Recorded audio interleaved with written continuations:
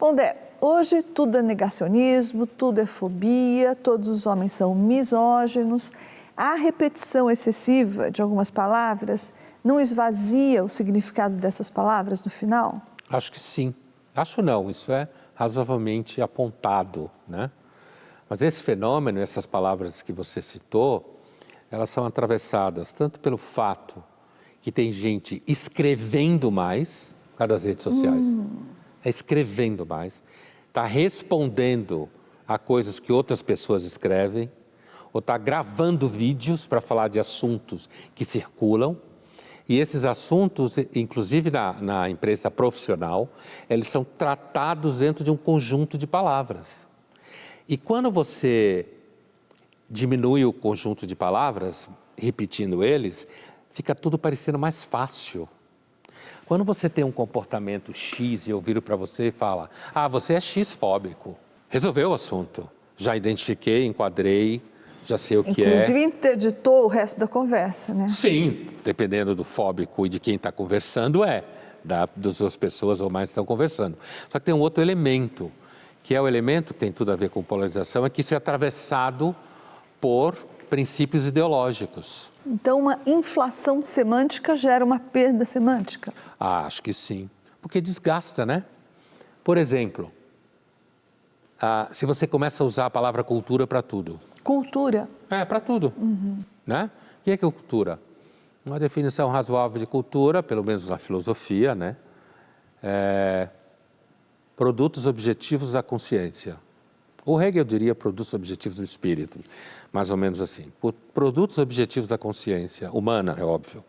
Então, o martelo é cultura, o croissant é cultura, o samba é cultura, Tchaikovsky é cultura. Então, fica um conceito largo. Então, por que no dia a dia alguém faz diferença entre o que é cultura e o que não é cultura? Por que música erudita de cara parece que é cultura?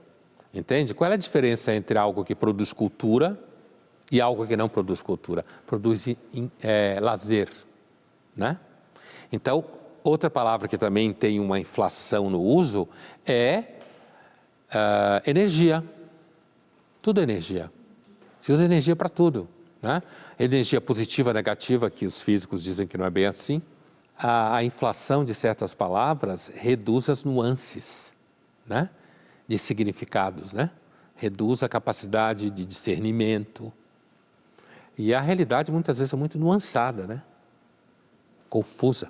O doutor em Linguística e professor Aldo Bisocchi e o professor Pasquale analisam o uso excessivo de certas palavras e expressões e falam quais as consequências disso na comunicação. Vamos ver o que eles disseram.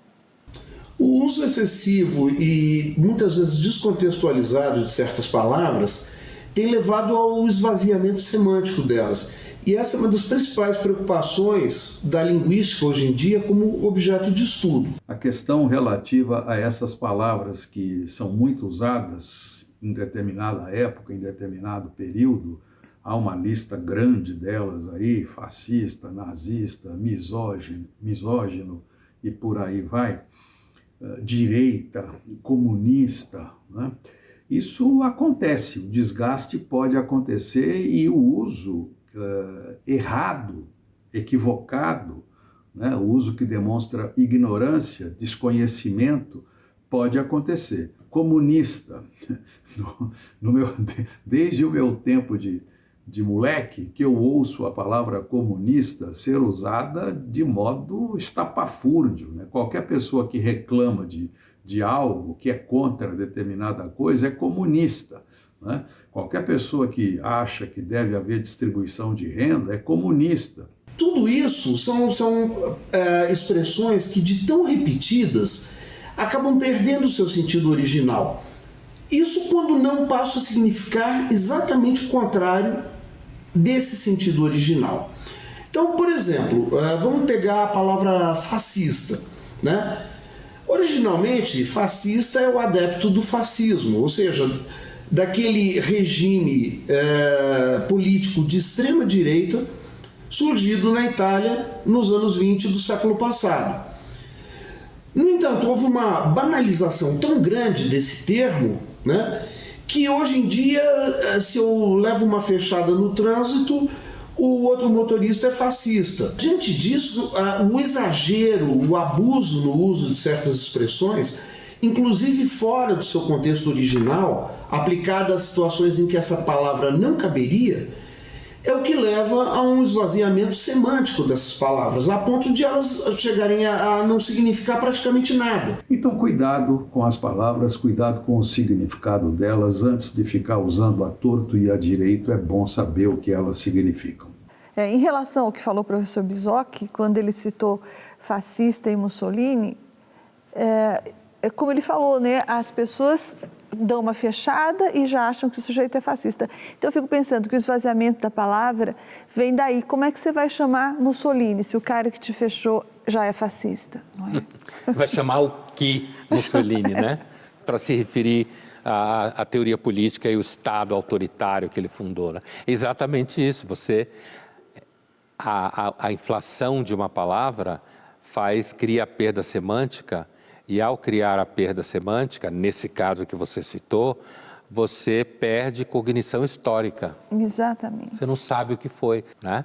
E a verdade é que quanto mais restrito é seu vocabulário, mais pobre é a sua opinião. Pelo menos na articulação das palavras. Então é muito bom que só exista 4 palavras para resolver tudo.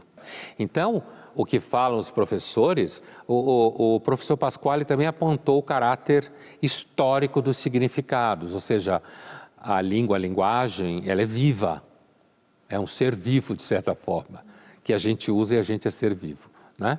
E, portanto, ela tem variações de significado ao longo da história. Você repete muito uma palavra num sentido, ela acaba ganhando aquele sentido.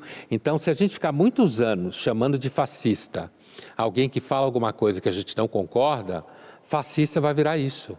No livro 1984, George Orwell imaginou uma sociedade em que o poder controlava as palavras para limitar o pensamento, a chamada nova língua. A obra ganhou uma adaptação para o cinema dirigida por Michael Radford. Vamos ver uma cena. A gente sabe, inclusive existe material escrito, produzido, estudo, sobre a preocupação do fascismo e do nazismo e do comunismo com a linguagem. Então, esse livro, que aliás é escrito nesse ambiente, né? A ideia é a seguinte: quando você controla a linguagem, você controla o pensamento. Quando você repete muito a palavra e ela perde o significado semântico, então o pensamento na realidade fica restrito e você usa do jeito que quer. Né? Na realidade, você está quase que vomitando na cara do outro. Aqui, que aconteceu historicamente, né, com regimes autoritários da primeira metade do 20, a ideia era que quando você controlava a linguagem, as palavras, tirava algumas, às vezes colocava outras, você estava formando o pensamento das pessoas. Porque na medida em que você controla a linguagem, você controla a possibilidade de movimento do pensamento.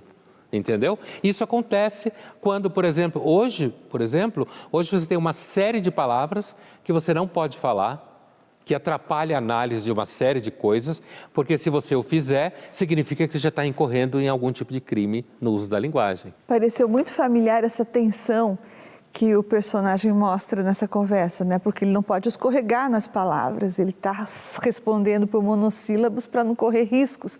É uma situação quase contemporânea, né? Exatamente. Você responde monossílabo, você usa palavras que você sabe que não vai te criar problema, porque senão você pode tomar processo na cara, isso implica em gastar dinheiro. Uma das melhores formas que existe para destruir o pensamento público é você começar a processar quem faz uso dele, seja em nome do que for, inclusive do bem, porque normalmente todo censor diz que é do bem.